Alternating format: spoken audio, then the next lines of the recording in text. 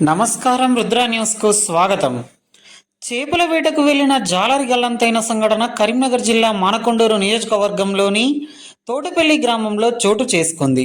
స్థానికుల కథనం ప్రకారం సందిరి లక్ష్మణ్ గ్రామంలోని తోటపల్లి ఆన్లైన్ రిజర్వాయర్ యందు స్థానిక ముదిరాజులతో కలిసి చేపల వేటకు వెళ్ళాడు.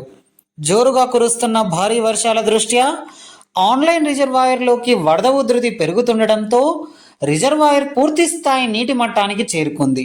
చేపల వేటకు వెళ్లిన లక్ష్మణ్ ప్రమాదవశాత్తు వరదలో గల్లంతైనాడు. వరదలో గల్లంతైన జాలరి లక్ష్మణ్ ఆచూకీ కోసం సిఐ శ్రీను, అగ్నిమాపక సిబ్బంది, స్థానిక పోలీసుల సిబ్బంది గజ ఈతగాళ్ల సహాయంతో ముమ్మరంగా గాలింపు చర్యలు చేపట్టారు.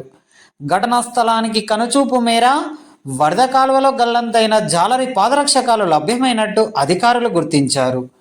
ఆర్డీఓ రామ్మూర్తి, తహసీల్దార్ శ్రీనివాస్ రెడ్డి, ఎంపీడీఓ ప్రవీణ్ గాలింపు చర్యలను పర్యవేక్షించారు. అత్యవసరమైతే తప్ప బయటకు రావద్దని సూచించారు. అధికార యంత్రాంగం జాలరి లక్ష్మణ్ ఆచూకీ కోసం చేపట్టిన గాలింపు చర్యలను మానకొండూరు నియోజకవర్గ MLA Kavvampalli Satyanarayana, Congress party Karimnagar parliament నియోజకవర్గ ఇన్ఛార్జ్ వెల్చాల రాజేందర్ రావు స్థానిక కాంగ్రెస్ నాయకులతో కలిసి పర్యవేక్షించారు. అనంతరం జాలరి లక్ష్మణ్ గల్లంతైన ఘటనా స్థలాన్ని పరిశీలించారు. ఈ సందర్భంగా ఎమ్మెల్యే కవ్వంపల్లి సత్యనారాయణ మాట్లాడుతూ, గత 3 రోజులుగా ఎడతెరిపి లేకుండా భారీ వర్షాలు కురుస్తుండటంతో వాగులు, ప్రాజెక్టులు, చెరువులలో భారీగా వరద నీరు చేరి నిండు కుండలా మారాయని, భారీ వర్షాల దృష్ట్యా అత్యవసరమైతేనే తప్ప ప్రజలు బయటకు రావద్దని సూచించారు. ప్రభుత్వం ప్రజల క్షేమం కొరకు అప్రమత్తంగా ఉండాలని ప్రసార మాధ్యమాల ద్వారా సూచిస్తుందని, ప్రభుత్వ సూచనలంతా ప్రజలంతా పాటించాలని కోరారు. వరద ఉధృతి తగ్గుముఖం పడితేనే జాలరి ఆచూకీ లభ్యమయ్యే అవకాశాలున్నాయని అధికార యంత్రాంగం అంచనా వేస్తున్నామని అన్నారు. ఇప్పటికే అధికార యంత్రాంగం పలుమార్లు గాలింపు చర్యలు చేపట్టినా జాలరి లక్ష్మణ్ ఆచూకీ లభ్యమవ్వలేదని అన్నారు. వీరి వెంట బ్లాక్ కాంగ్రెస్ అధ్యక్షులు ఒగ్గు దామోదర్, మండల అధ్యక్షులు ముక్కీస రత్నాకర్ రెడ్డి, మండల నాయకులు, గ్రామ ప్రజలు, మత్స్యకారులు, పోలీస్ సిబ్బంది, రెవెన్యూ, అగ్నిమాపక సిబ్బంది తదితరులు ఉన్నారు. వల్ల చాలా నష్టం జరిగింది.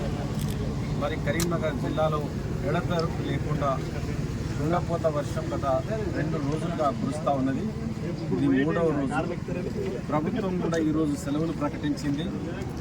మరి అధికంగా కురుస్తున్న వర్షం వల్ల వరద ఉధృతి పెరిగి ఎప్పుడైతే నదులు, చెరువులు నిండి మత్తడి దూకుతా ఉన్నాయో ఆ మత్తడి దూకడం వల్ల ఒకటేసారి వరద ఉధృతి పెరిగి లక్ష్మయ్య అనే అతను తోటపల్లి గ్రామానికి చెందిన మత్స్యకారుడు దాటబోతూ నదిలో పడిపోయినారు. మరి ఇంతవరకు అయితే ఆయన యొక్క ఆనవాళ్ళు మాత్రమే దొరికినాయి. ఇంకా డెడ్ బాడీ దొరకలేదు. దానికోసం పోలీసు వారు, రెవెన్యూ సిబ్బంది, ఆర్డీఓ గారు కానీ, సబ్ ఇన్స్పెక్టర్ కానీ, ఎంఆర్ఓలు, ఎస్ఐలు అందరూ కూడా 20 మందితో ఒక 2 కిలోమీటర్ల పొడవున వెతికించినా కూడా ఎక్కడ కూడా బాడీ లభ్యం కాలేదు. మరి ఇంకా వాటర్ యొక్క ఉధృతి ఇంకా ఎక్కువనే ఉన్నది. అది ప్రభుత్వం పడితేనే కానీ ఏమన్నా చెప్పలేమన్న ఉద్దేశంతో ఉన్నాము.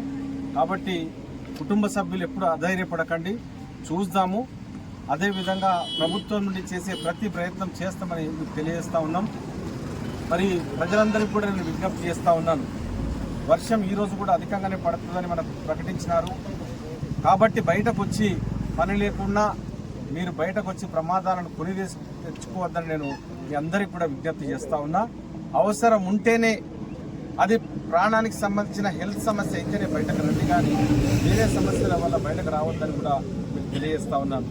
ఇప్పటికి మనం కొన్ని గ్రామాలు, కొన్ని జిల్లాలు, ఖమ్మం జిల్లా అత్తలాకుతలం అయిపోయింది, నల్లగొండలో కొంత ప్రాంతం అయిపోయింది, కరీంనగర్లో ప్రాంత నష్టం అంటే ఇంకా కోహెడ మండలం రామచంద్రాపూర్లో ఒక రైతు కొట్టుకోపోవడం జరిగింది.